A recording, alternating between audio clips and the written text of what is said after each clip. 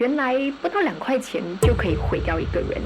当然，我们也去揪出了一些背后的那个运作机制，比如说我们在通讯软件上面发现，里面的订阅户竟然高达18万人，也就是相当说一个 AI 脱衣机器人的订阅户就相当于我们9个 Stadium Merdeka， 很心寒，因为一步一步的在印证自己当初的猜想。我记得我们当初就是很常会看到了的那一秒，关掉电脑，然后关掉手机，叹回一口气。我希望大家可以学会的第一句话是：这不是你的错。会不会你也会觉得说，其实现在媒体的角色跟过去也不太一样了？比如说1-2年前那个蒲种的气爆现场，你所看到的最精彩的第一手的画面跟照片，其实都不是来自记者，都是来自素人。所以突发议题或者是浅度报道这样子的内容，应该是说它的门槛已经越来越低。我们能够提供给大众的价值是什么？就是一些一般人也许没有办法做到，以及经验你才能去报道以及深挖的议题，这就是我们能够提供价值给大众的地方。中国品牌卷入大马零售业正在面临降维打击的挑战，你的生意是不是还在跟中国的品牌打价格战呢？9月23号马上来参加我们的2026年 BFM 财经实战论坛，主题就是零售龙卷风与中国品牌争锋，顶尖的行业领袖以及专家教你拒绝内卷，打赢主场保卫战。地点就在 Menara Can TDDI， 门票只要350令吉，而且还可以100%申请 HRD Corp 津贴，名额有限，购票马上到财经.my/dragon。你好，欢迎收看BFM 财经所制作的，由BFM 财经所制作的。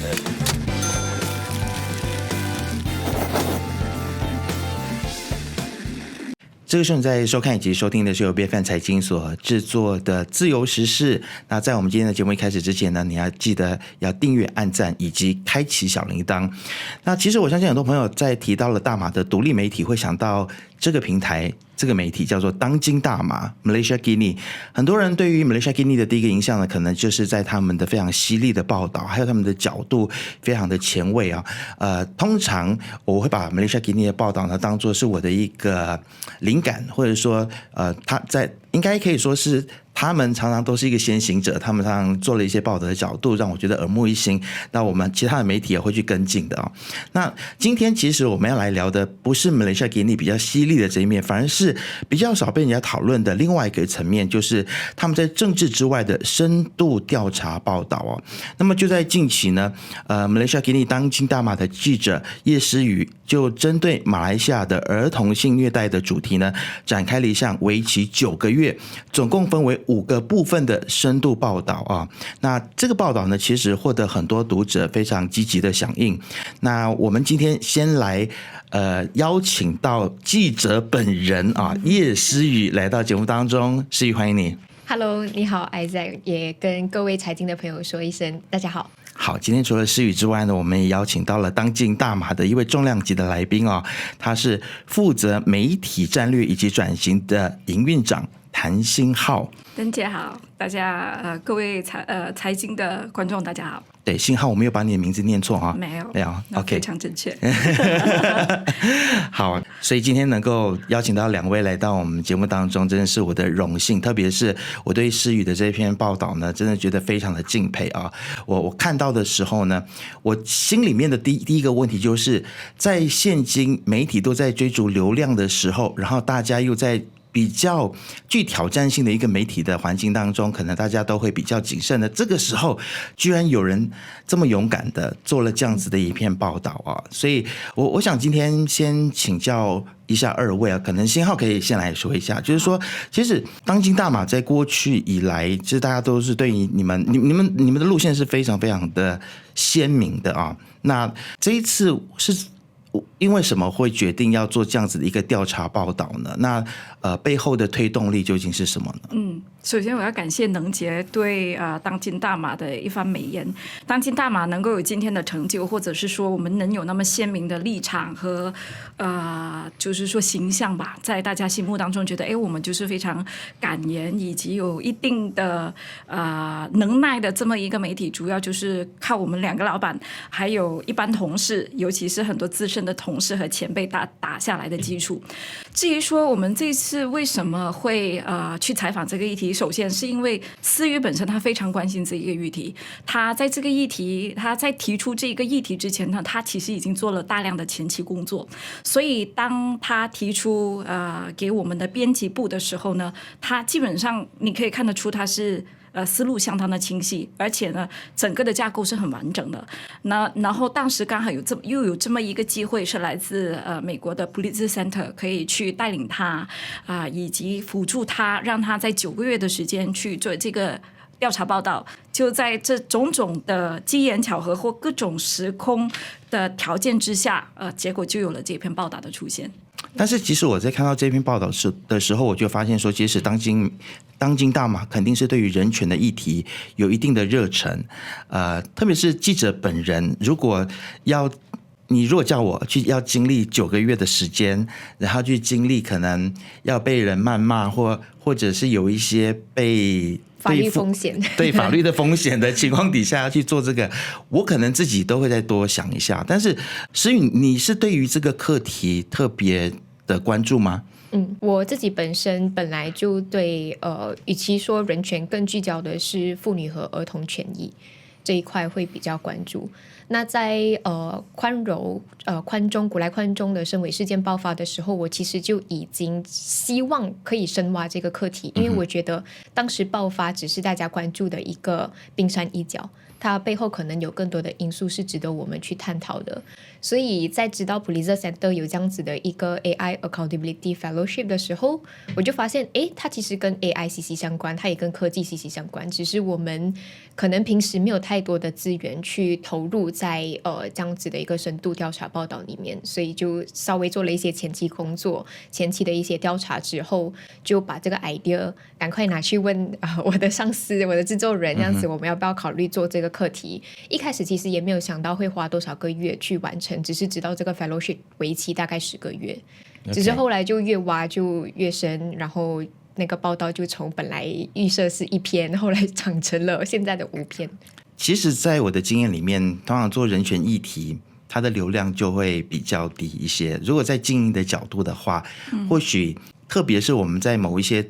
特别的月份，比如说要冲业绩的时候，要冲流量的时候呢，就不太会选择人权相关的议题。这可能是很多媒体从业人员有的经验但是其实为什么当今大马会选择，因为这其实是一个还蛮难能可贵的一个经验，但是你们去选择了一个人权的议题，一般上在大家认为说可能是流量不是很高的议题，所以这背后的思考是什么呢？信浩，我想当今大马，如果你去看我们的关于我们的页面 about page 的时候，我们都有很清楚讲明我们的使命到底是什么，包括我们的创办人他们也由始至终的不停的重复我们的角色其实就是促进社会对于重要议题的讨论，以及对于重要议题尤其是当它关系到透明的问题、人权的问题、民主的问题，我们都是只要有条件，我们都会义无反顾的去追求以及去深挖。当思雨有这样子的一个兴趣，以及他愿意付出这样子的努力去做一些前期准备，然后另外他也拿到了普利兹这个 fellowship 的时候，我们就认为其实一切就是天时地利人和的所有的条件，英文讲的 all the stars aligned，所以我们就决定让他去做。然后与此同时，我们当然知道有一些议题是很容易 press the hot button， 人家很容易，你只要有一些关键词就很多人去看。另外尤其是关系到一些比较小众的，或者是环境的问题。动物的、植物的，因为他没有人在里面啊，或者是小孩子，他没有办法很完整的告诉你他的经验的时候，也许他的那个流量不是那么多。但是问题对我们来说，这些都是一些重要的议题，尤其我们被赋予的这样子的使命，或者我们自诩我们应该做的，就是我们要去监督权贵，或者我们要去监督权力。当我们在谈到这个少儿的digital rights 或者数码权益的问题的时候，它其实也是一个权力不对等的一个关系。包括说小孩子他没有办法理解，他其实可能在某种情况下他是受害者。又比如说有时候在我们这个时代不停的在进步当中的时候，科技公司我们包括说的是比如说 AI 公司，他们推出这些工具的时候，他们也许没有考虑到，或者没有这种很好的保护机制去保护一般的普罗大众的时候，我们应该怎么应对。另外一个探讨的层面就是说，我们的立法跟执法当局，我相信并不是说他们不愿意，只是说他们在追赶科技的那个道路上有一点力不从心，这些都是很重要的议题，这些也是一个权力不对等关系的一个议题，所以我们认为有必要去报道它，并且去尽量的去让这个议题触及到普罗大众吧，让大家都更关心以及更多的去讨论。是新浩，你刚才有提到说，在监督权力跟权贵，特别是有的时候有一些报道，它可能它涉及到的不只是权力跟权贵，它可能涉及到的是商业利益等等的啊。所以其实你自己的体感，现在马来西亚跟可能我们刚刚开始进入这个媒体行业，可能10年20年前，现在跟过去比较的话，现在会在面临到一些权势的时候或者说我们的整体这个环境有没有比过去好一些些？你自己觉得呢？就是我们是不是能够更多的去做这些监督权力跟权贵，或者是监督商业机制、商业利益的事情？比起过去，我觉得困难一直都在有，只是说有时比较好，有时比较糟糕。我相信有超过在媒体行业里面或在新闻行业里面从业超过10年的人，也许也见证过很糟糕的时代。现在这个年代应该是说我们都还在努力，干扰当然也有，或者困难当然也有，但是我们都一直还在努力。之所以我们还能一路走下去，其实就是有很多马来西亚人还在支持我们，不管是说他们愿意付费去让我们的财务可以继续独立，又或者是说哪怕有时候只是在我们的影片下面留言，或给我们的主持人跟我们的记者打气，其实他对我们来说都是莫大的鼓舞以及莫大的动力。是，所以大家要支持独立媒体的运作，就真的是要去怎么样去参与你们的订阅吗？感谢你给了我一个打广告的机会，请大家多多订阅当今大马，支持我们的运作。是，我觉得支持独立媒体非常的重要。一个国家，我觉得常常它的进步程度呢，就是取决于其中的一个 checkpoint， 就是这个国家有没有一个优秀的独立媒体。对，因为如果大家口袋有钱的话，就多多的赞助他们，多多的订阅他们，让他们继续好好的活下去。好，我们回到这篇报道啊，其实我相信在整个过程当中，特别是您是一位女性啊，那我相信在整个报道的过程，我真的很难想象，我身为一个生理男性，我看到有一些画面的时候，我肯定也都会受不了，就不要讲说当一个女性看到的时候，当然这我没有要涉及任何的性别刻板印象，但是我觉得这个工作是困难的，但是可不可以请你跟我们分享说，在你看到数据或者是影片，或者是有没有哪个部分是你觉得是特别让你震惊，或者是心痛，或者是出乎意料的呢？我其实与其说是出乎意料或者是震惊，我更大的感触是我稍微心理上已经有所准备了，因为其实早在好几年前韩国就有爆发 N 号房事件，然后台湾有创意4房这类型的就是针对儿少的性暴力事件，所以在那个时候就略有耳闻马来西亚其实可能也有类似像这样子的组织，只是我不知道它的规模有多大。所以在这9个月的过程当中就感觉是很心寒，因为一步一步的在印证自己当初的猜想，而且我们相对系统性的去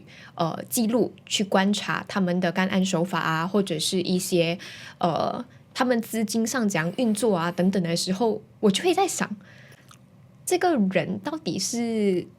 怎么样的一个人类他才会对小孩子下手？就是他到底怎么可以做得出这种事情？我就会反问这个问题。所以很多时候，可能我们没有办法去描述我们具体看到了些什么，因为那个画面我们避免二次传播嘛，我们就不想要去散播这样子的一个内容。但是我可以跟大家讲一下当下的感受是，很多时候我们在看这样子的内容或者是收证的时候，我记得我们当初就是很常会看到了的那一秒，关掉电脑，然后关掉手机，叹回一口气，然后或者是倒吸一口气，然后就跑出可能就是公司外面喘口气这样子 take a break，可能过了10分钟15分钟再回来面对那个内容。他真的会他真的很让人不舒服，尤其是在我们跟宽中的这些当事人去沟通的时候，他们也非常乐意去协助我们进行这样子的调查，所以他们有提供一些当初他们收集起来的骚扰信息啊，或者是这一些深伪的裸照，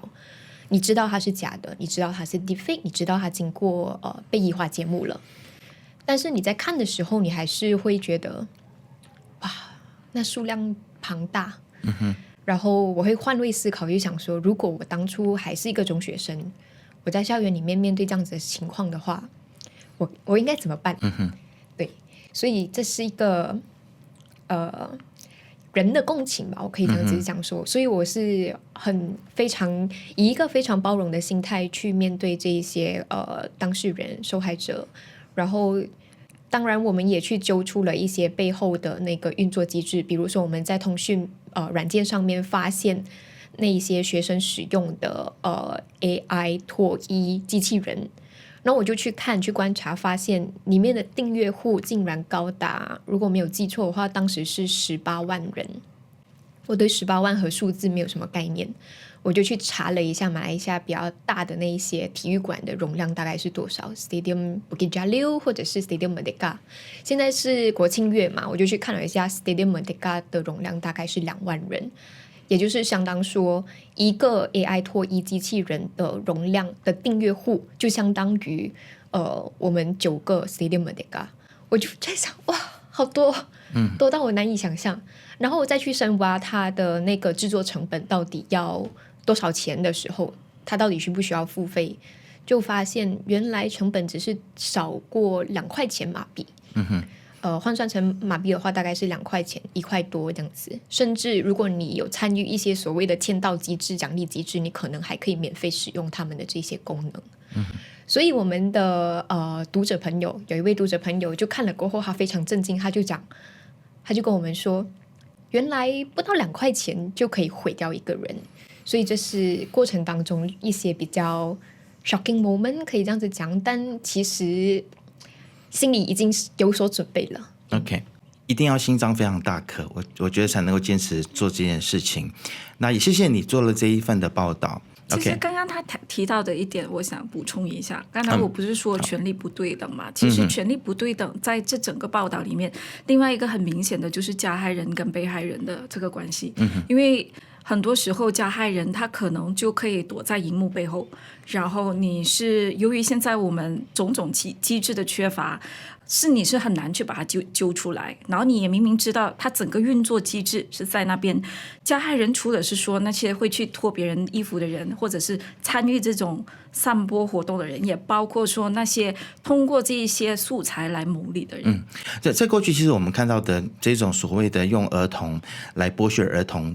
的这些影片，它可能是比较传统的，是真人拍摄的啊。那么现在进化到了用 AI， 其实真的是很难去防堵。那特别是在受害人的部分的话，其实我们看到，其实不管是从过去到现在，大家一直都不断的希望说受害者可以出来大声疾呼，然后来捍卫自己的权益希望这个儿童可以勇敢的发声。但是其实小孩子真正的处境是什么？还有小孩子真正他们害怕的是什么？他们会不会担心说，如果他今天真的去告状的话，或者是去跟他的师长说，他会不会反而被责备？因为其实在我们东方的文化常常就是会有去检讨受害者这样子的一个情节嘛所以其实现在的小朋友他们的困境究竟是什么？刚才能杰有稍微提到，就是我们的这一些看到的素材，儿童性虐待内容child sexual abuse material 有分为相对传统的，也就是真实侵害小朋友的，以及现在 AI 制成的嘛。但这边我要补充一个信息是，根据马来西亚警方 D11 负责儿童和妇女的那个 division， 他们提供给我们的数据是，马来西亚大部分涉及 CSAM 的案件其实还是以传统的那种素材占大宗，那涉及 AI 的只是在近几年，可能就是1-2年内他们才收到这方面的投报，所以那个问题其实还是非常严重的。也就是说，我们每看到一个素材，它背后可能就是真实有一个小朋友在受到物理性的伤害。那回答你的问题就是在这一个课题当中，这一些孩童面对的挑战是什么？他们的困境是什么？我觉得我们必须要先说明，我们在这整个调查过程中，其实有尝试跟警方还有就是儿童权益组织尝试想要去跟未成年的受害者以及家长去采访他们，但是因为种种的条件因素之下，包括要采访一个未成年，其实有很多需要考量跟保护的部分，我们不能暴露他们的隐私等等，所以到最后我们其实没有真正采访到现在是未成年的受害者。但是我们有访到宽中的毕业生，还有就是透过儿童权益组织他们去复述他们掌握的情况。所以与其回答说现在的孩子们他们面对怎样的困境，尤其是维权的困境，维护他们权益的一个障碍的话，我其实想要把这个问题的主体换一换。因为很可能18岁以下的这些儿童，他们并不了解什么是权利，他们也不知道什么是维权。那我们就可以问我们自己，身为身心健全的成年人，我们应该怎样帮护这些儿童，维护他们的权利？所以我相信其实无论大家是爸爸妈妈、老师，或者是你是叔叔阿姨，你有侄儿侄女这样子，任何会和儿童接触的人，在遇到这样子的情况的时候，我希望大家可以学会的第一句话是这不是你的错。告诉小朋友这不是你的错，小孩子他们也会很担心，他们也会很自责，所以我们身为成年人，当然我也理解非常多的成年家长或者是老师没有面对过这个情况，我们也没有被教育过应该要怎样去应对，所以我们可以尝试先跟孩子沟通，先接住他的情绪，可能可以拍拍他的肩膀，或者是抱一下他，把他稳定情绪了之后，再和他一起整理他的思绪，去问他你希望爸爸妈妈怎样帮助你。所以需要被教育的不只是小朋友，而且刚刚诗瑜提醒了我们一点，就是其实小孩子他可能对于自身的权利这件事情他不是那么清楚，甚至他可能都不清楚究竟是发生了什么事情。当事件发生的时候，可能小孩子的概念都还没有，对于性的概念都还不是很清楚的时候，所以你很难叫他去为自己维权。所以这个时候就是回到父母亲，我们东方的父母亲可能第一个反应就是你究竟犯了什么错，你是不是你不把照片放上网就好啦？对啊，或者是你如果不跟陌生人讲话就好，就常常会有这种责备受害者的情况。所以信浩你怎么看？就是因为我相信我们都是这个大人的阶段，可能也是为人父母或者是阿姨叔叔的阶段啊，你会怎么样子鼓励我们的就是父母亲在面对这样的事情的时候怎么办？其实伴随着思瑜的这一系列报道出来之后呢，我们当今大马有办一系列的活动。我们之前已经完成了2个活动，一个是特别针对大学生，另外一个是特别针对记者。接下来还有一个场次是特别针对家长跟老师的。其实主要就是要解决你刚刚说的这个问题，就是说可能我们大人成年人，我们大家各自的生长背景不一样，或者我们对于这个议题的掌握跟理解也不够深入，我们就看到了说其实是有这个必要。既然我们都已经花了这么多时间去深度报道，我们也积累思瑜本身也积累了一定的对于这方面的知识，再加上我们跟好几个比如说 UNICEF 或者是一些民间组织是一直以来都有做这一种社会工作的，他们有去关怀这一类受害者的社会组织，我们既然也跟他们建立联系，我们就有办这样子的活动。所以即将来临的10月份的时候，如果没有出意外了，应该是11月份的时候，我们应该会办另外一个场次，是特别针对家长跟老师的，就是主要科普几个问题。第一个，什么是儿童权益？因为很多时候我们都非常习惯了有大人来当小孩子的代言人，的确也是因为在我们的法律框架之下，他们都是需要监护人或者是父母，可是与此同时他们也是有权益的，他们的心声也是应该被听到的。另外也包括说在这个数码年代，父母跟老师，你们作为成人，你们应该怎么的去帮助孩子建立他们跟科技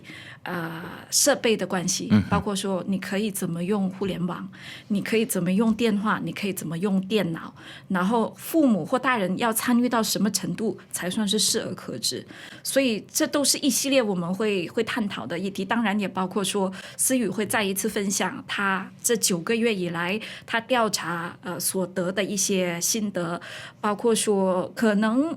我想另外一个比较相近的议题，也包括是说创伤的问题吧。如果说真的是有这样子的情况，是你知道你家里的小孩子，或者是哪怕不是你家里的小孩子，但是你知道有这么一个小孩子，他被困在这样子的一个问题里面，他大概会面临一些怎么样的心理创伤，你能够怎么样去帮助他？我们相信这一系列的活动都是能够帮助到他们的。好，那我们就要来问一个很重要的问题，就是其实我们的社会保护网到底做得好不好？不管是从法律的层面，从社区的观念，以及到我们看到，其实像是在台湾，我们有看到非常有名的例子，就是艺人黄子佼他的那个案件，对。那到现在为止，我们也看到说，包括像台湾，大家可能认为是相对比较法治的国家，都可能会放过这样子的人的时候，然后再反观看到我们马来西亚，我觉得其实法律是一个层面，另外一个层面就是说，我们整个的社区还有我们所谓的甘崩 spirit， 到底能不能够来保护到这个小朋友？所以思雨在你整个采访的过程当中，你觉得说我们的社会保护网是不是已经有做得够好了呢？坦白说，我可能这边会稍微解释的长一点点。我本身的个人看法是，我们的社会防护网比上不足，比下有余。我们先谈刚才提到的法律框架好了。我们的法律框架在过去的这几个月做的一些资料收集来看的话，包括跟一些法律专家的沟通，我们理解到它其实是相对全面和完善的。就是我们有足够的这一些所谓的 weapon 武器，如果我们要对一个人要起诉他，或者是要把他提控上庭，我们是有相应的法条可以把他带上法庭。但是在执法或者是监管上总会出一些问题，那我就举2个例子好了。首先第一个例子就是我们的举报平台其实非常不友善，这个相信大家略有耳闻，就是我们有 MCMC 的那个网络内容的举报平台，但是这个平台它是需要经过实名认证的，也就是你要用你自己的 IC， 你的真实的名字然后你的 IC 号码等等，经过验证了之后，你才可以在这个平台上面举报那些有害的内容。那这对成年人来讲已经是一道门槛了，因为你可能会觉得麻烦，或者是哎呀多此一举啦，不如不要报啦这样子。那对孩子来讲的话，对18岁以下的儿童，这几乎是很难跨越，几乎不可能的一个障碍。因为假设我今天是一个12岁的学生，我看到一些不该存在的东西在网络上，在社交媒体上，可是我不一定读得懂这个平台的指示，然后我也看不懂他们的平台设计，我可能就会打消念头，我就不报啊，我就忍气吞声。甚至有很多的民众是不知道 MCMC 有这样子的一个举报平台的。那制度性的漏洞还有第2个，就是我们是缺乏一个官方针对儿童的求助热线，或者是一个求助的中心。在调查初期的时候，我拜访了一位本地的公民组织叫 Childlife Foundation， 那他的创办人叫 Madam Wong，就想分享一个小故事好了。我因为当时候在了解这个课题的时候，就发现英国其实有一个相对权威的网络监察组织叫 IWF Internet Watch Foundation。那这个 foundation 它找上了本地的这个 Childlife Foundation 搭建了一个本地的求助管道，一个网络的平台。我就觉得，为什么我没有听过这个组织？他们到底是什么人？然后难道马来西亚就没有一条官方的渠道让我可以找到这些举报的数据吗？所以我就带着这些疑问跑到去 Childlife Foundation 的办公室，然后就进入了他们一个充满玩具的空间。Madam Wong 就从他的 bag 里面掏出一个相对老式的电脑，就开始在那边找那个 IWF 给他们的报告这样子。他就默默的说了一句让我非常印象深刻的话，他讲很多时候其实他就是那个 hotline， 他就是那个 helpline， 就是民众找不到正规的求助管道，但是他们在网络上找到这个NGO， 找到他的私人电话号码，所以他就会打给他。而且很巧的是，在我们沟通的时候，有一位家长，有一位爸爸妈妈就 call 来问他一些事情，他就讲他的孩子把自己的裸照发给在网络上认识的网友，他应该要这样处理。我就觉得天哪，就是到底是我们的社会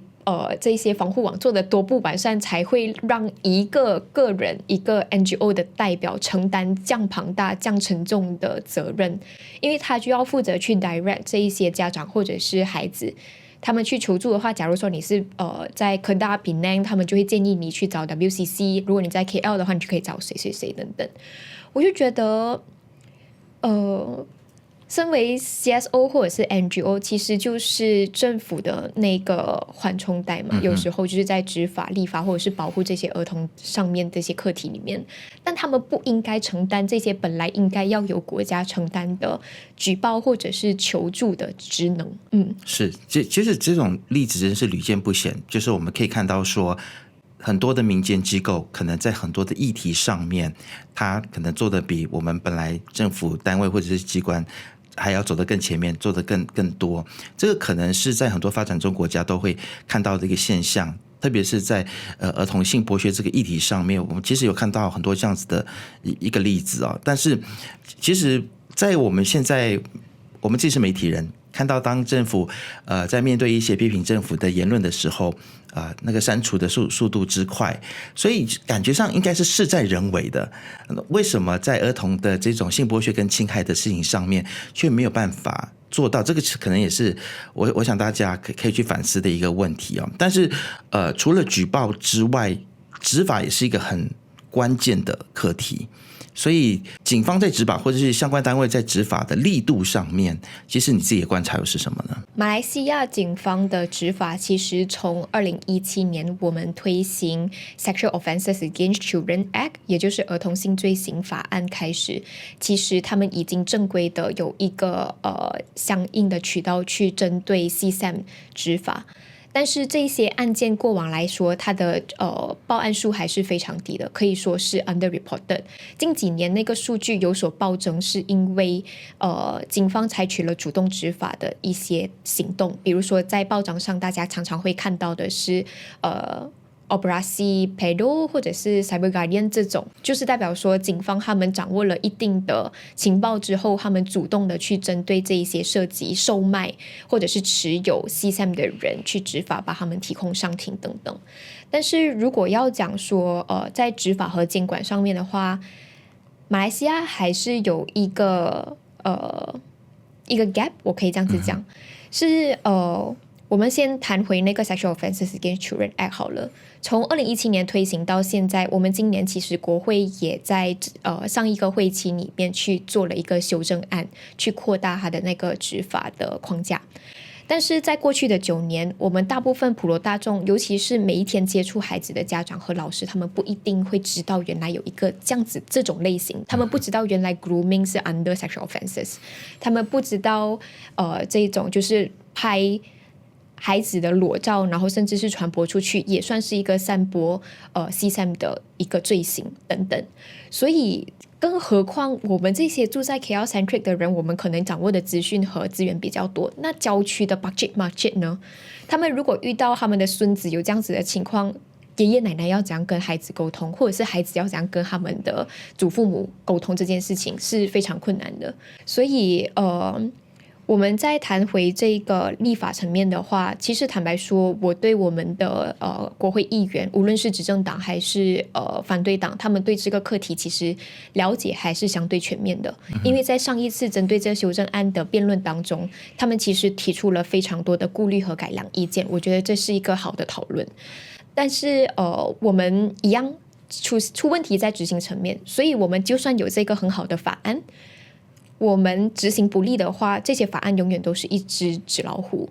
那我们再具体去谈好了，我们的这些法案、这些框架，其实很大程度上还是惩罚个体的，也就是惩罚个人。你持有这样子的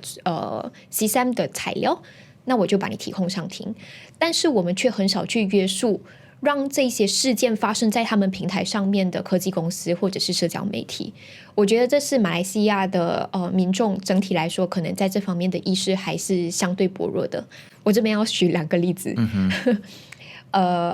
最近其实有非常多的标杆性案件在美国还有不同的国家发生。首先我们来看马来西亚的案件是怎样处理的。我们很常会在新闻上面看到警方把一个17岁的青少年他售卖 CSAM 带上法庭，然后他持有多少千个档案，他被罚款，他认罪之后被罚款5000令吉。但是我们很少会看到我们的监管单位向这一些他默许他们的服务，或者是没有主动去监管的这一些社交媒体平台或者是科技公司去开罚单。具体的一些案件和我们可以借鉴的一些情况，就是今年3月，其实美国法院向 Meta 还有 YouTube 裁定他们必须要为伤害年轻人负责。所谓的伤害就是来自于他们那个 unlimited 的 scroll， 你现在滑社交媒体，它就是源源不断的推送你这一些短影音。那在今年8月初，甚至是现在，其实 Meta 也被负责非常多的案件。其中一个美国的州属新墨西哥州，他们的法官就对 Meta 判处了9亿多的一个罚款，而且他们命令平台必须要做出保护儿童的一些改变，比如说你必须要取消 Instagram 还有 Facebook 上面18岁以下用户的点赞数，不要让他们成瘾。然后第二点就是在特定的时间内才可以发送 notification 推送通知，因为不要在校园内干扰他们学习或者是跟朋友交往的这些时间。所以这些都是一种安全保障设计，英文的话是叫 safety by design， 也就是平台必须要从一开始就纳入可以保护未成年人的这种避免他们受到伤害的这些功能啊。有可能有一些酸民或者是有一些网民就会质问了啦，你讲美国这样先进这样发达，好，那我们就来看别的一些案件或者是一些处理方式好了。马来西亚是在执行那个16岁以下的 social media ban， 是很大程度上是参考了澳洲的这个社交媒体禁令。没错。那澳洲它处理的方式是怎么样？它监管这些平台的方式是怎么样？在2025年2月的时候，澳洲的监管单位叫 eSafety， 相当于我们的 MCMC， 它是基于澳洲的 Telegram没有准时提交有关应对恐怖主义包括儿童性剥削内容的应对措施报告，它只是没有交报告而已呀。当局就已经对这个 Telegram 判处超过60万美元的罚款。所以这些案例来看，其实身为政府和执法还有监管单位，我们是有能力去约束这些科技平台的。我们可以开罚单，我们甚至可以要求他们在平台设置上面做出改变，做出一些可以保护儿童避免他们受到伤害的设计，而不是让他们 unlimited scroll 去上瘾。包括加拿大政府他们也在他们的 social media ban 当中有说明一个条款，就是这些科技平台我不是让你永远都不让小朋友去玩 social media， 而是在你的平台设计还没有达到足够安全之前，我们不会考虑开放或者是取消这个社交媒体禁令。所以其实政府应该还有很多的工具跟方法，除了删除之外，因为其实我们在看到政府在打击诈骗的相关的内容的时候，通常都是一刀切嘛，我就直接把这些内容给移除。但是这些色情的内容它是没有办法被移除的吗？坦白说，我不太相信移除这个方法是一个一劳永逸的渠道，因为移除了你不知道有没有。它其实是一个蛮偷懒的做法啦。对对对，你可能在网络上面移除，但它可能又在另外一个平台上面出现，你是没有办法断绝它的根源的。所以我觉得在针对儿童性剥削内容、性虐待内容方面的话，我们必须一定要多管齐下。就是你平台设计要足够安全，就是可能你要设置一些障碍，不让你的用户在使用你的平台或者是服务的时候发送一些裸露的内容，或者是我们同时当然也要做这一个内容审核，也就是如果我们现在可能在 Instagram 上面看到一些不妥当的内容，你可以去点击那个举报，然后他们可能就会采取相应的行动，可能关掉那个账号或者是删除掉这些内容。一定要多管齐下，我们才有办法根治这方面的问题。其实我想到了毒品的问题也是一样，像毒品的问题，通常警方在执法的时候可能会逮捕这些在前线卖毒的毒贩或者是毒驴，但是通常对于毒品背后的那些毒枭，真是在制作毒品的，很像我们永远都抓不到他们那些所谓的 pemborong 他们到底在哪里？为什么长久以来毒品的问题没有获得解决？这可能也都是一个整个系统性的问题。包括今天我们看到了这个儿童性剥削，还有这样子的议题，很像它也有很像有相同的感觉，就是永远都是前面在执法的层面，就是前面很肤浅的在做，但是底层的问题很像都没有被解决。我觉得就是一个市场供需问题，只要就是有人表现出对这种东西有兴趣，那它就有市场。 OK， 所以可能要解决有兴趣的人，就是我的意思是说，我所谓的解决就是人对于这个东西有兴趣的这件事情，是不是要透过公民教育，还有透过更多的我们不可能只是在立法的层面，我们可能也要透过教育的层面来去减少这件事情的需求。我觉得这是一个可能我对这方面的认知还是相对有限，因为这可能涉及到的是那种犯罪心理学啊，或者是一些人的心理状态，为什么他们会倾向于对幼童有兴趣这样子，这是我们这个系列报道里面相对比较少会去涉及的部分。但是我在前期做一些资料收集的时候，有读到一篇报告是针对为什么网络犯罪会如此，那它的门槛为什么会如此之低？为什么一旦人陷入进去之后，他就会沉浸在里面，甚至没有意识到自己在进行一些非法的活动？是因为假设你今天在某一个 Telegram group 里面，你发送了一张裸露的照片，它不会弹出任何的警告。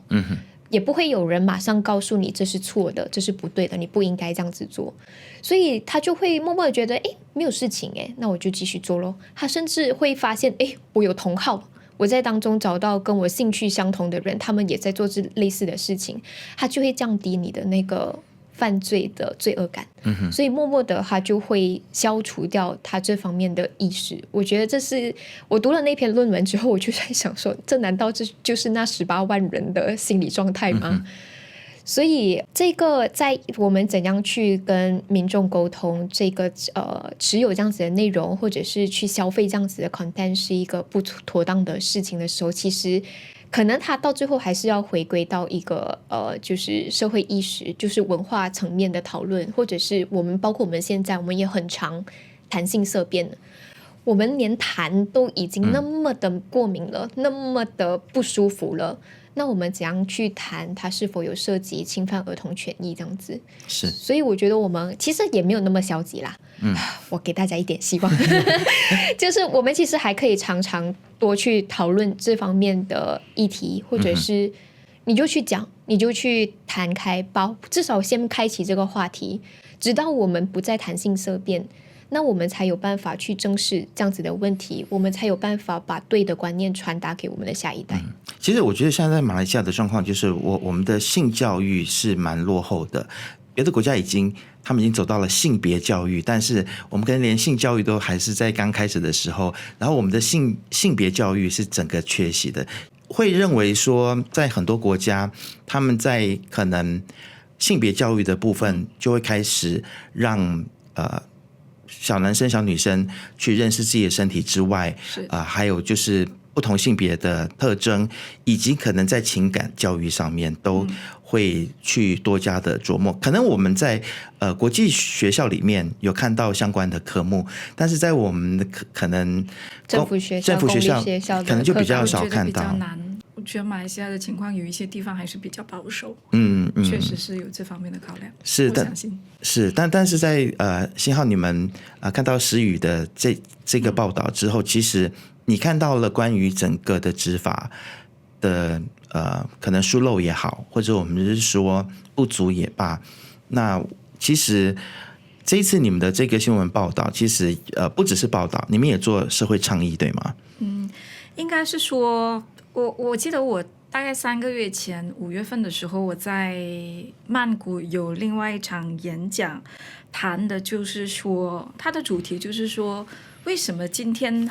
有越来越多的媒体，它不仅仅只是报道，它报道之后，它还会做很多的跟进，甚至说它会主动的去民间接触，或者是跟各种各样的持份者。也就是所谓的 stakeholders， 不管是政府、立法人员也好，执法人员也好，民间组织，甚至一般的普罗大众，为什么我们看到越来越多的例子，新闻机构会去做这样子的工作？你要说倡议的话，某个程度上来说也对，因为当今大马我们的使命是很鲜明的，就是我们是要推动民间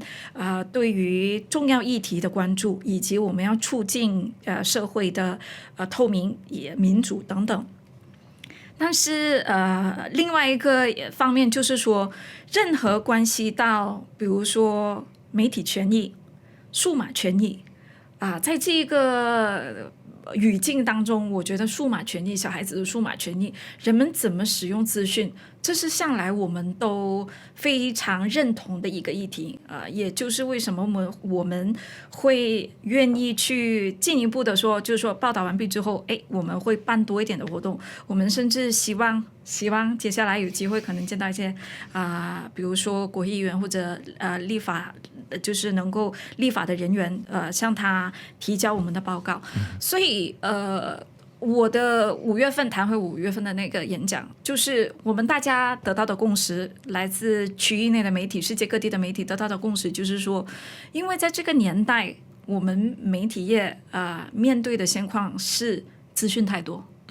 20几年前我们面对的问题是资讯被控制，可能资讯不够，但是今天的问题是满大街都是资讯，但是资讯很混乱，有好的有不好的，好的资讯跟坏的资讯混在一起，就好像已经过滤掉的饮用水跟你排污道的水混在一起流向大众，所以我们有必要主动出击，不管是通过活动也好，不管是通过各种各样的影片也好，甚至是说类似这样子的访问，我们可能也会去找一些其他的媒体朋友就是讲多推荐我们的内容。其实主要就是因为我们希望可以把重要的议题很针对性的去触及到重要的所谓持份者，也就是说谁会因为这些议题而受到影响，比如说家长，比如说老师，比如说立法人员，比如说是不是科技公司，那个思雨他在调查的过程当中，其实他有接触科技公司，比如说一些一直以来都在这一个领域默默耕耘的民间团体，这就是我们为什么会这样子做的原因。但是信浩，你会不会担心说，在新闻报道跟倡议之间会不会有产生冲突或矛盾的时候？因为本来我们的工作身为一个媒体人，我们就是要将事实呈现嘛，然后我们尽量让自己不要成为那个新闻事件的其中一个部分这个是以前我们在学校里面老师一直教我们的，但我觉得在这个时代越来越难做到，就是我们可能有时候一不小心就变成新闻本身，但我们都会比较避免这件事情发生。但是当你在做倡议的时候，要怎么样的去拿捏那个平衡？我会说倡议是一个面向，但是与此同时，你所看到的我们做的一系列的活动，或者是一系列我们很主动去接触民众的这个过程，其实更多的是因为我们希望这个议题能够触及到民众，然后在这个过程当中，我想我们也没有说特别强烈的有什么很过格的诉求，我们提出来的主要是给大家看到，我们的调查报告是些什么，他点出了一些怎样的问题，而且希望改变社会，对，改然后变现状。我们可以看到的是，另外一些别的国家，他们有一些怎么样的例子，这些全部都是我们报道内容里面本来就都已经有的。会不会你也会觉得说，其实现在媒体的角色跟过去也不太一样了？除了报道以及呈现事实之外，其实有其他的角色要扮演了呢？应该是这么说吧。我们的媒体的行业以及生态实在是变化的太厉害了。如同我所说的，20多年前我们面对的问题就是我们资讯不够，或者我们的资讯被控制。但是来到今天，新闻人物本身，比如说政治人物，他们自己本身就已经可以上载他们的内容到平台上。甚至他们自己也转型成为主持人，他们自己去做 talk show。一般民众的话，如果是有一些重大的事件、突发事件的话，比如说1-2年前那个蒲种的气爆现场，你所看到的最精彩的第一手的画面跟照片，其实都不是来自记者，都是来自素人，就是人在现场，每个人现在都人手一机，他都可以拍照了就放上去。所以突发议题或者是浅度报道这样子的内容，应该是说它的门槛已经越来越低。那么媒体我们能够提供给大众的价值是什么？就是一些一般人也许没有办法做到，或者一般需要更多的人力以及经验你才能去报道以及深挖的议题，这就是我们能够提供价值给大众的地方。我这边想要补充一点，就是我是在成为一位记者之后，才逐渐意识到媒体确实是社会当中的第四权，我们是有那个角色和义务去扮演着监督与制衡的角色，就是 check and balance。所以像刚才新浩有提到，就是浅度、深度或者是一些 daily news 的这种门槛已经降低。那在这一次我们做这种深度调查报道的时候，我觉得我们有扮演到另外一个我之前没有尝试过的情况，就是我认认真真的去跟这一些科技平台沟通，他们平台怎样被滥用，或者是我们发现了问题，我们向他们点出。其实这些科技平台他们是非常忌讳或者是非常担心媒体会找上门的，通常都不是好事。所以我们在这调查的过程当中，我们就把我们收集到的这些证据和资料打包，连同问题塞给他们，就问他们你们到底有没有保护好你们的未成年用户啊，或者是等等的问题，你们是怎样面对这一些非法的内容等等的。所以我可以看到，因为我采取了这个举动之后，这些科技公司真的做了一些什么，他们真的是 remove out， 就是删除掉或者是关闭掉某一些群组，甚至是断掉他们的付费渠道，也就是断掉他们的金源。这个很大程度上就会断绝这个犯罪分子持续运作。所以我想要强调的东西就是我们身为媒体有这个能力，有这个信誉 credibility 去采取这样子的行动，要求他们给这些官方的回应。那我们也可以就是把这样子的一个过程梳理成文字也好，或者是报道也好，告诉民众其实这个问题并不是一个束手无策的状态，只要我们有系统性的收集资料，或者是 as a collective 集体性的去反映一个问题的话，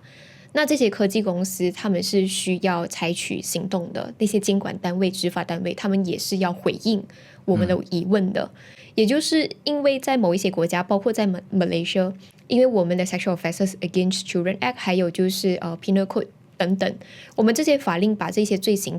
拉抬得非常高，所以其实它是等同于恐怖主义的这种罪行的时候，这些所有的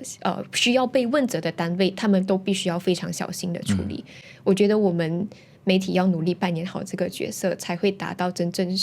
制衡，并且让他们在执法或者是在这过程当中保持一个透明度的状况。延续刚才思雨说的话，其实我们媒体除了有这种深度调查的能力之外，我们另外还有的就是我们有平台以及有影响力。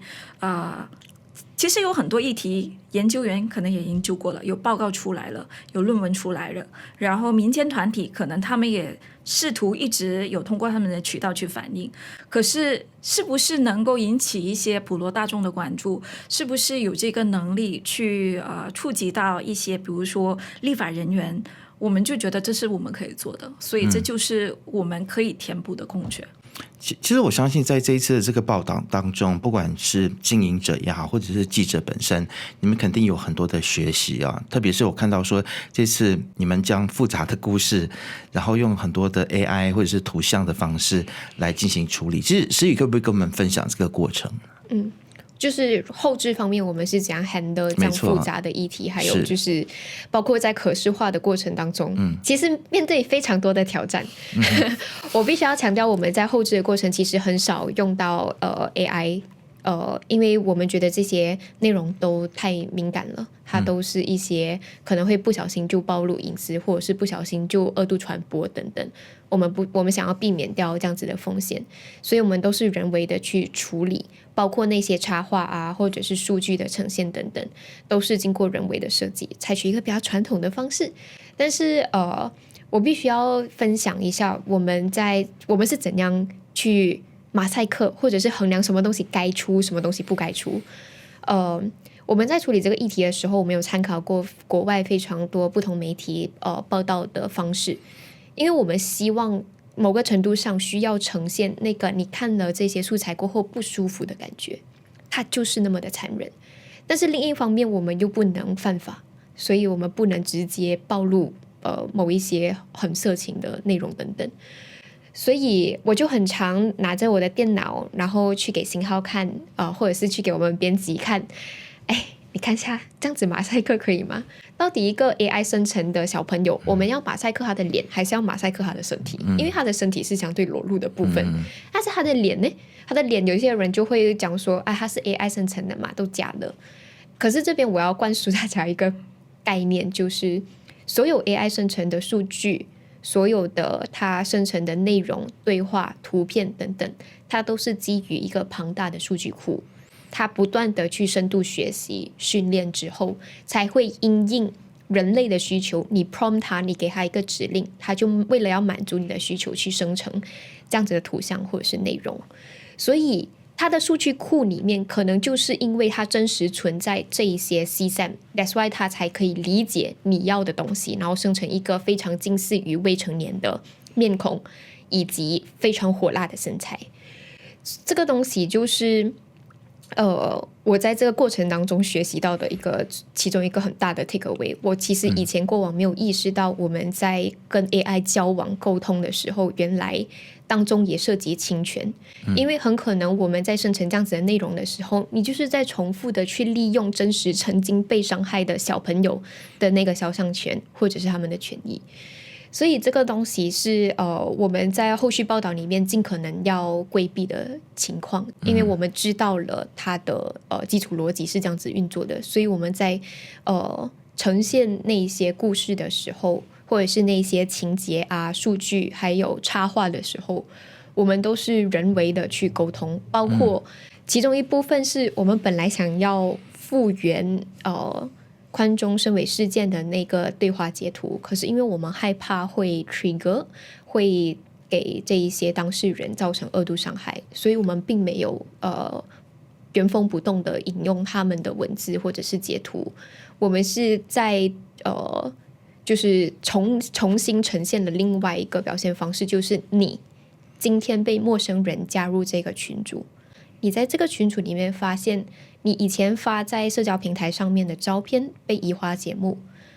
背后那个照片的背景是你非常熟悉的场所，你去过的地方，你旅行拍的照，可是你身上的衣服被人家脱掉了，那个身体不是你的，你会有这样的感受。然后包括就是因为我们知道这个所谓艺术和犯罪之间的门槛，因为 AI 的出现，它降低了那个创造的门槛，所以它会模糊掉这个犯罪的边界。我们就决定在第一篇报道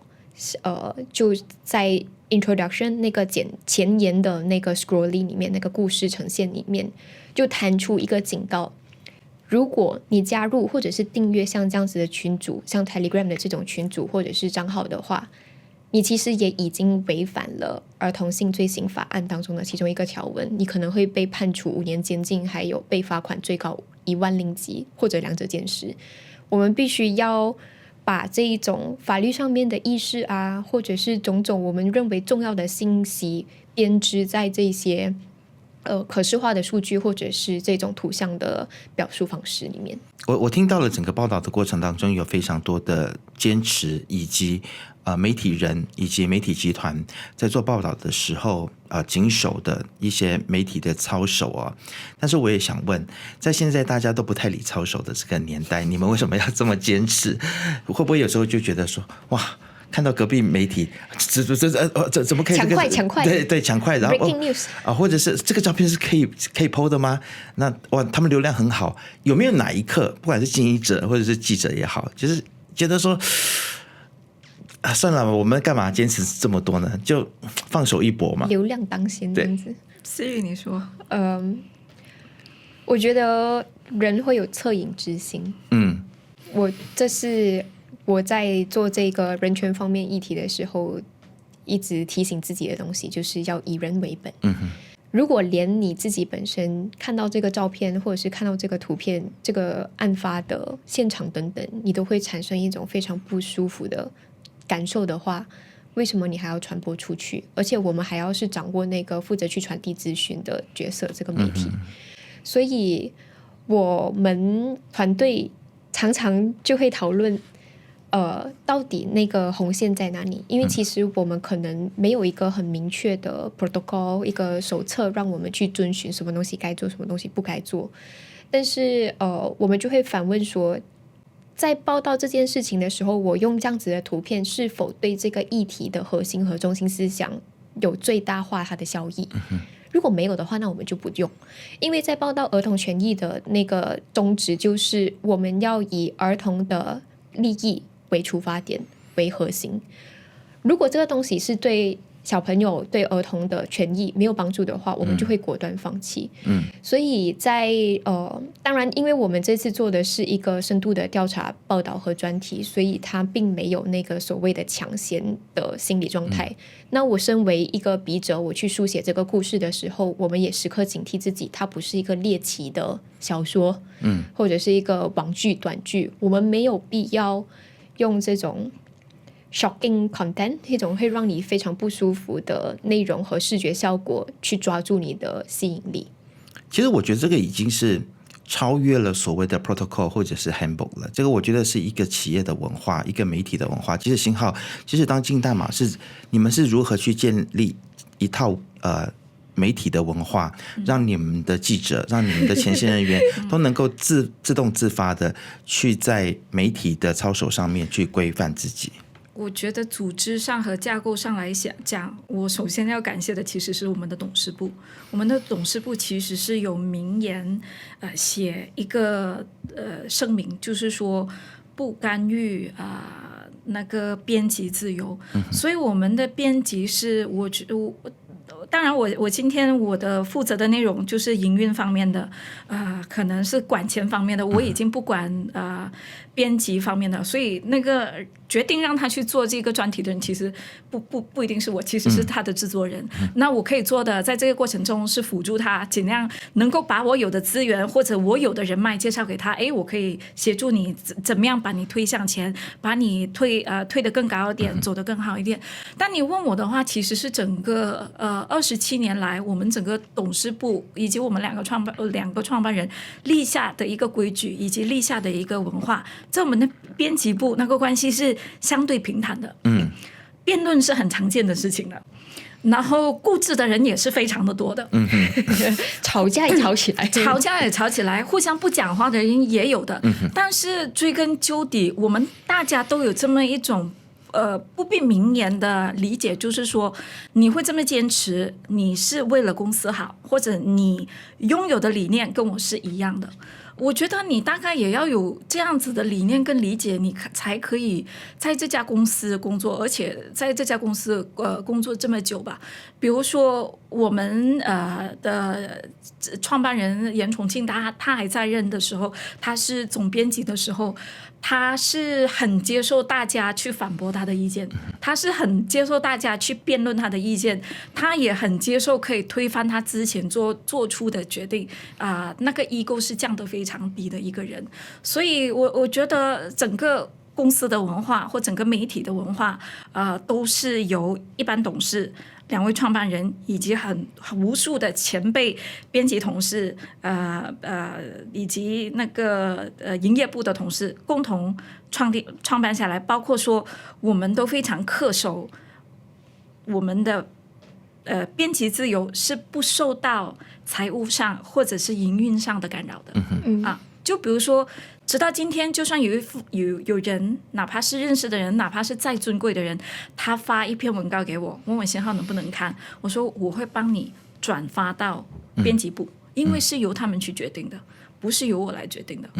我想要补充一个故事是当我还是一个菜鸟记者进入到 Kini TV 的时候，我看到了信浩和国荣还有编辑室的一个非常耐得住性子的言传身教，就是他们很常，因为我们处理政治新闻很常要处理一些非常极端的言论或者一些很轰动的争议性的东西，但是我看到我们的编辑或者是制作人，他们很常就是好，我们知道这个东西这个问题很严重，这个指控很严重，我们先等一等，我们请他可能某一个阵营某一个政党的相关人物或者是有相当 portfolio 的人来回应之后，我们才去平衡双方或者是多元的观点，然后力求平衡报道，才让这个东西出去，而不是不辣的把某一些人具有煽动性或者是具有争议性的言论就这样子发表出去。所以我觉得这个过程让我非常受用，就是有时候我们会着急，确实因为流量的驱动还有等等的因素，我们会想要快点解决掉这条新闻，但是编辑传递给我们的一个处理方式是，这么严重的东西我们更加应该要谨慎处理。对，不能够抢快。对，那其实信浩刚才有提到说你是管钱的嘛，对不对？管运营的嘛，所以其实我也很好奇，就是你们的对于媒体操守的坚持，对于深度报道的坚持，但是他要怎么样子永续的经营下去？这其实因为现在是一个抢快的年代嘛，现在大家都在抢流量，但是当我们没有办法去抢快，我们要去追求真实性，我们要去追求这个深度报道的时候，它背后的一个商业的逻辑肯定就跟现在一般的媒体很不一样，对吗？媒体的经营情况实在是一言难尽。我觉得你快要叹一口气出来请把我的叹气声剪掉。应该这么说吧，我们当今大马它需要的，首先我们新闻要独立的前提是我们的财务要独立。如果你的财务没有办法独立的话，一定要活下来了。你要活下来，与此同时你的来源也要尽量的多元化，否则的话，如果你超过80%的收入来自单一源流的话，你是很脆弱的。应该是说我们的底子向来都有，前辈们都打下了很好的根基。那现在我们面对的状况就是说，它媒体变更的很厉害。为什么你会感觉到好像我们现在做的深度报道会比较多？也未必是说数量上会比以前多了很多，但是会是说我们现在会更着重的去在报道之后尽量去放大，或者让人家感觉到我们是做了很多报道。其实5-6年前哪怕10年前，我们都还是一直不停的有持续的去做深度报道。原因正是在于，如果你问我的意见的话，我会认为这种突发新闻或者快新闻它的价值也许是正在贬值当中，唯一能够保存价值甚至是有机会升值的，反而是这种深度的报道。因为在资讯越来越繁多以及纷乱的这个时代，或者是说当人家很容易的就得到这种快资讯的时候，可能让我们显得独一无二的就是这种深度的报道，这个是第一点。然后我们要如何谈永续经营，当然钱是一个问题，但是你问我的话，更重要的其实也包括人才。如果我们空谈我们好不容易勉强生存下来，但是我们内部没有能够做一些很深度报道的人才，或者我们内部没有这样子的人才是可以去帮我们把关，或者做很好的编辑方面的决策的话，那也突然了，那你就是一个空壳，那你仅是一个活下来的机构。但是它产出的东西不一定是受人尊重的，也产出的东西对用户来说也不一定是有价值的。是我们有思考过像是台湾的报道者的这样子的模式吗？就是我看他们是透过完全是100%捐款的方式这样活下来，你觉得这个模式在马来西亚是有可能发生的吗？有时候我特别害怕人家问说媒体成功或者失败的案例，我们不可以用这个，或者我们是不是不要用哪个？我觉得媒体，世界各地的媒体它都非常的独特，国情也很独特，没错。然后有很多的成功跟很多的失败是没有办法复刻的，有很多的成功是因为它拥有别人没有的那个叫什么，就是不对等的优势。也许对当今大马来说，我们不对等的优势就是27年前，我们有2个很勇敢的创办人，他们就不顾一切，然后也愿意承担这样子的政治风险，他们就用很敢言的方法去打造了当今大马这样子的一块金漆招牌，然后延续下来，我们就继续延续他们的使命，然后当然也是我们认同的使命，这样子去做。你谈到报道者这样子的模式的话，它是一个很专业的运营模式，而且它的土壤不太一样，因为可能在台湾那个社会它是单语言的社会，然后它可能又有很多非常强大的企业在后面，人民素养的问题也包括在里面。就比如说我去过一些北欧国家，看到他们媒体的生态，我会觉得这基本上在你不要说东南亚，可能整个亚太地区都很难复刻。比如说他们还有实体的报纸，而且还是盈利的，赚很多的钱，但是与此同时他们的平均读者年龄是70到可能80岁之间，主要是女性为主。他们的报道的专题是他们报道的最独特的地方就是文化、电影、艺文方面。这样子的东西不一定你可以在东南亚在马来西亚复刻，因为这包含了太多复杂原因，购买能力、社会的购买能力、收入的大家对于媒体识读的理解深度，还有不可否认的就是说包括政治气氛、政治环境。比如说10年前在那个民意很高涨的年代的话，大家对于同一个课题，比如说反腐，他是特别的感同身受，他即便不一定是看你的内容每天会看，但是大家的理解就是敌人的敌人就是我的朋友。如果你很努力的去监督一个我不喜欢或者我认为腐败的政治阵营的话，我是愿意付钱去支持你的。所以都有方方面面各种不同的条件，是去导致一个媒体的成功或者失败。但是我想其实当今大马在马来西亚的江湖地位，这个是毋庸置疑的，而且我相信它也可以给东南亚的其他的国家，因为我们真的是如果我们是去跟非常进步、非常发达的这个民主国家比较的话，我们的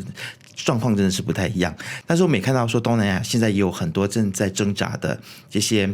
他们可能要从这个专政的体制慢慢的转移变成民主的国家。那其实他们当地的媒体人可能也有一些部分是可以从当今大马的这个经营当中还有报道当中去得到一些经验的嘛。所以你觉得你们有什么样子的经验，或者是说对于这些还在挣扎的这些独立媒体，东南亚的独立媒体有没有什么可以来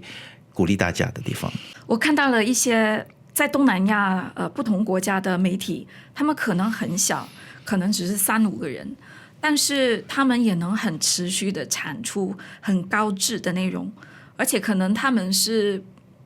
5年或者10年还活着，也许他的受众没有很多，但是那些有追寻他们的受众呢，都是非常非常的重视的。这样子的案例，新加坡有，越南有，泰国有，很多的东南亚国家也都有。应该是说，我不知道这样讲会不会有幸存者偏差的问题，就是其他失败的媒体不代表他们不够好，我们能够活下来也不代表说我们有什么当然过人之处，对过人之处，我想大概就是有很勇敢的同事，有很坚持的同事，有很努力的同事，有半途下车的人，但是也有不断愿意上车的心血，然后抛头颅洒热血，然后压榨自己的肝脏的年轻人。但是如果要说当今大马能够扮演，或者是当今大马扮演了一个怎么样的角色，就是我们有这么样子的一个媒体存在，让愿意去做这样子的工作的记者他愿意投身进来，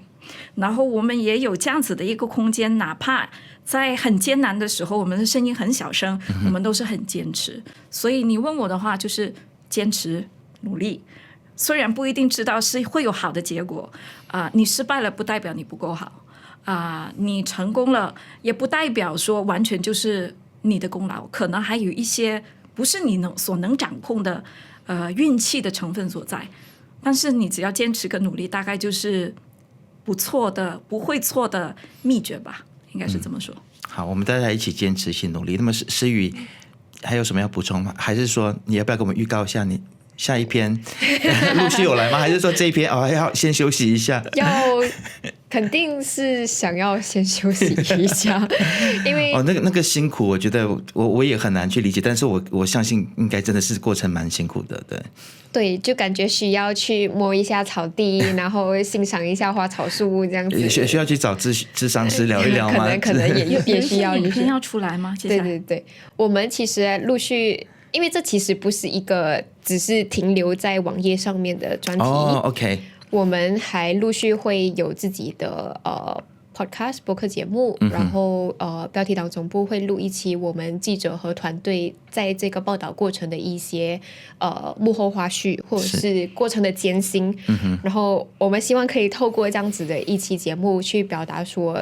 这样子你眼前看到的这篇报道背后我们努力的方向是什么，过程遭遇挫折的地方是什么，可以借鉴的地方是什么等等。